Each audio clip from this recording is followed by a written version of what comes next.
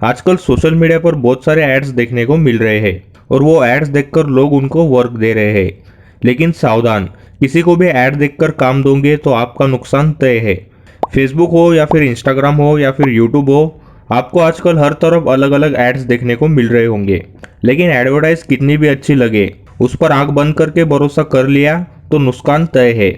ऐसे में ही बहुत सारे नए नए इंजीनियर या फिर आर्किटेक्चर या फिर नए नए 3D हाउस डिजाइनर भी भरपूर एड्स डालकर वर्क हासिल कर रहे हैं। लेकिन इन एड्स को देखकर कस्टमर उनको वर्क तो दे देते हैं, लेकिन कस्टमर को जैसे ऐड में दिखाई गई वैसी सर्विस नहीं मिल रही। इससे उनका पैसा वेस्ट जाता है और कीमती समय भी चला जाता है।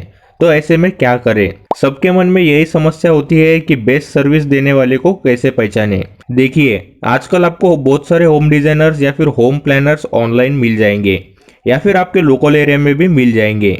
लेकिन इनमें से सिर्फ 5% डिजाइनर ही आपके काम के होंगे। बाकी सब डिजाइनर आपको साधारण सर्विस या फिर प्लान या डिजाइन देंगे, या फिर पेमेंट में भी आपके साथ फ्रॉड कर सकते हैं, या फिर और भी दिक्कतें खड़ी कर सकते हैं।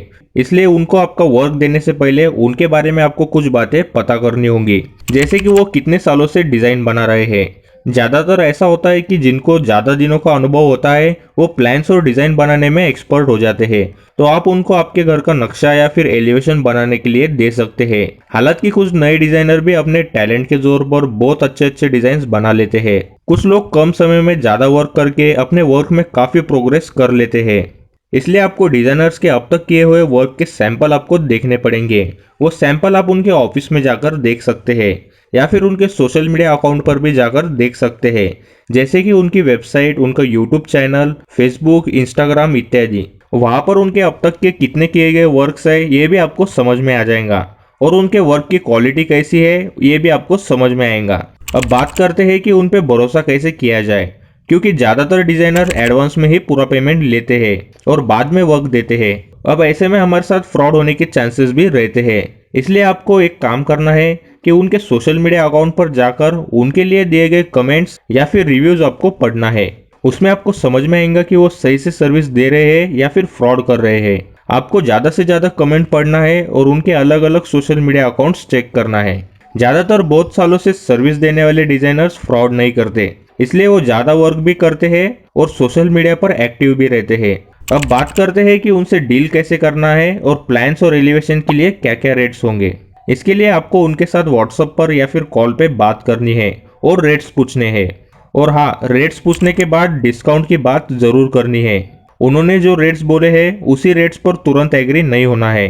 थोड़ा बहुत रेट्स कम करने की कोशिश जरूर करनी है।